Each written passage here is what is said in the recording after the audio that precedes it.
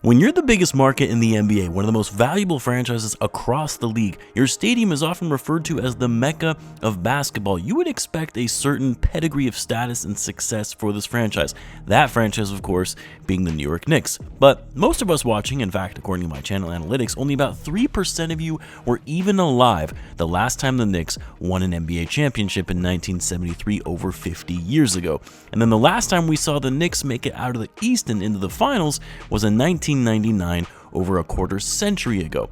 For years, the Knicks have been the doormat of the league. Botched draft picks, regrettable free agency signings, but the Knicks, after so many years of disappointment, had finally started to turn things around and becoming a relevant franchise again. This, of course, really started after they signed Jalen Brunson as a free agent in the summer of 2022 and would make aggressive trade moves over the course of the next few years to propel them into contention.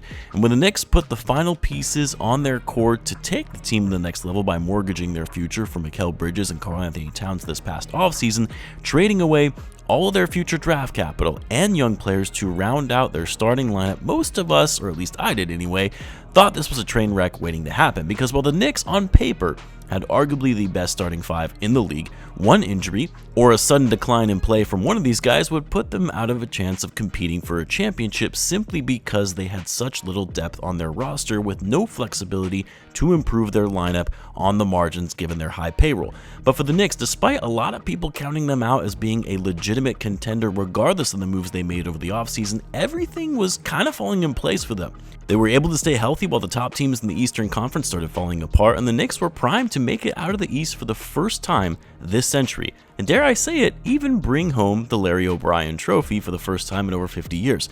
But the curse of the Knicks would continue, and just when you thought they might finally break through and we might witness something most of us haven't seen in our lifetimes, they would crumble and falter when it mattered most. How did it happen, and was this the Knicks' only chance for a crack at the title? Well, let's talk about it. Be sure to subscribe if you like this type of content, and in return I'll be providing more NBA content like this. Now, I'll be honest, going into the season after we learned that the Knicks traded away 6 first-round picks for Mikal Bridges, yes, Mikal Bridges, don't get me wrong, dude is nice, but that's the kind of package you trade for a superstar.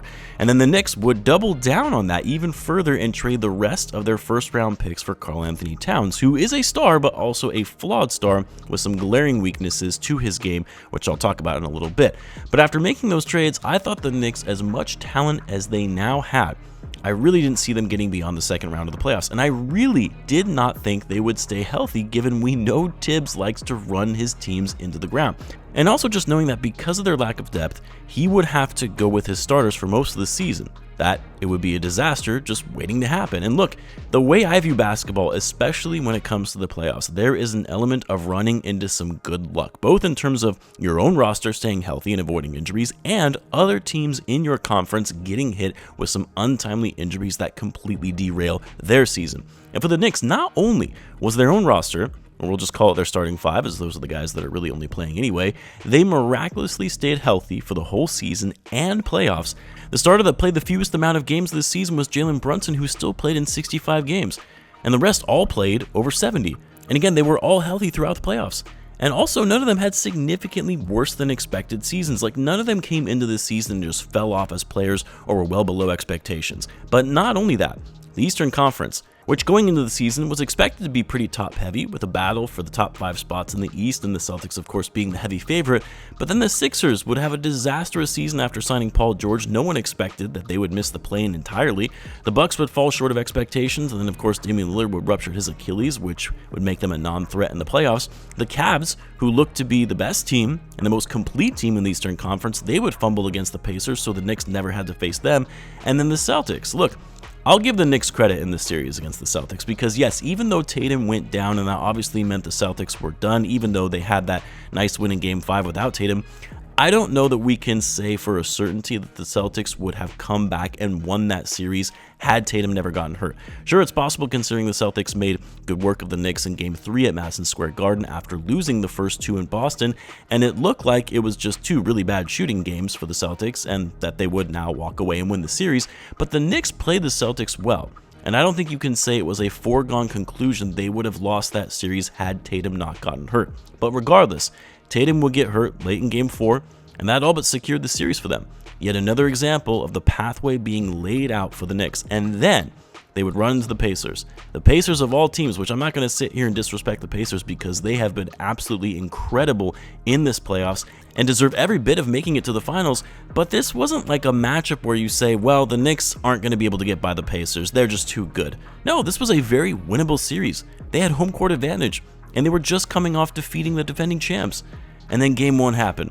Blowing a 14-point lead with less than 3 minutes to go, the manner in which things went down in those final seconds, that shot off the rim that went up what seemed like 10 feet in the air where you thought it was a miss and came back down and went in, and then the choke sign by Halliburton to Knicks fans even though the shot sent the game into overtime, that did it for the Knicks.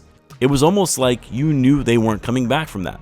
And even though, yes, the Knicks played hard, they tried to make a comeback in that series despite losing the first 2 in New York, towards the end of every game, they just looked gassed and could not keep up with the young, high-octane, fast-paced style of offense of the Pacers.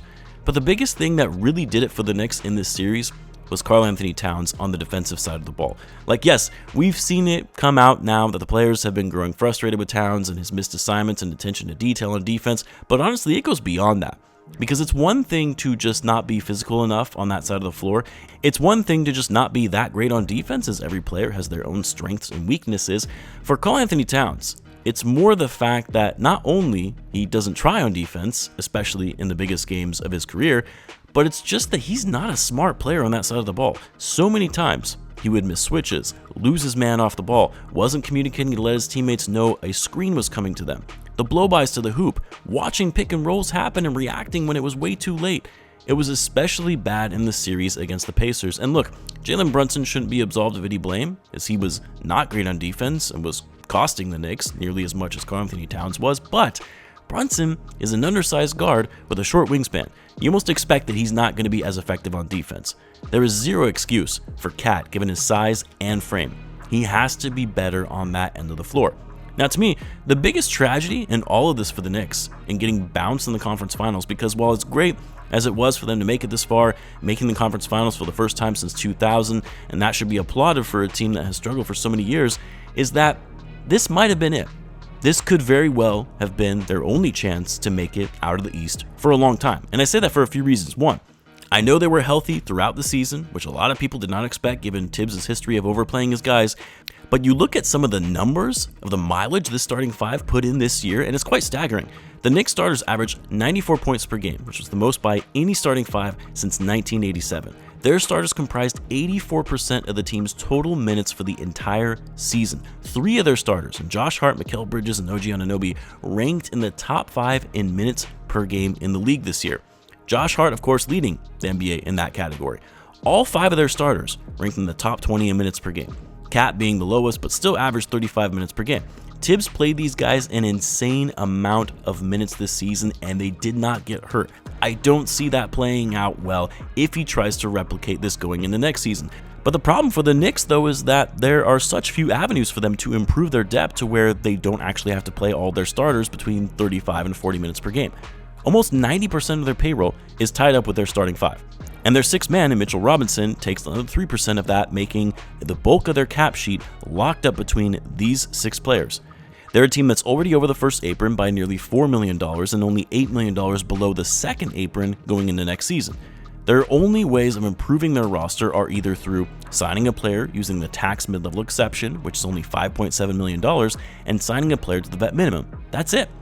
They've got $200 million in guaranteed salary on their books next season. And guess what? Mikal Bridges is extension eligible and will be playing on an expiring deal this year. If they pay him in the ballpark of $30 to $35 million a year, which is what most people are expecting to be in the range of what Bridges is worth or would command, that puts them over the second apron for the foreseeable future, with Cat, OG, Brunson, and Josh Hart all under contract through 2028. Limited flexibility not only for the near term, but also for the long term. So then the other avenue is trades, right? Well, the Knicks only have one tradable first-round pick for the next 7 years, and it happens to be a pick the Wizards owe to them for next year's draft, but it's top 8 protected. So that pick isn't going to be too enticing to teams given the state of the Wizards and the likelihood of that pick conveying. So they don't have draft capital to try and throw at a team to snag one of their top players. The only way the Knicks can conceivably improve is by trading one of their starters that has value. But I really don't see them doing that because they're probably looking at this season and saying, we were nearly there. This core is right there. Let's keep running it back and we will get over this hump. And while I'm not saying it's impossible for this current version of the Knicks to win a championship, to me it's more likely than not that they'll eventually hit their ceiling, age out, and then it's too late to really extract value from these guys. And while I'm sure the Knicks would probably love to move on from Karl-Anthony Towns and get some value for him, no team is taking on KAT's contract, especially after what we saw in this series against the Pacers. He's a great player on offense, but his horrendous defense, simply put, cannot justify his max contract, especially under the new confines of the CBA. So yes, I know a lot of people, especially Knicks fans, are going to disagree with me on this, but I firmly believe this was the Knicks' one and only chance to see themselves back into the finals, but unfortunately for them, they blew it. That's just my opinion though. I would love to hear what you guys think. You let me know in the comments. As always, be sure to subscribe, and I will see you in the next one.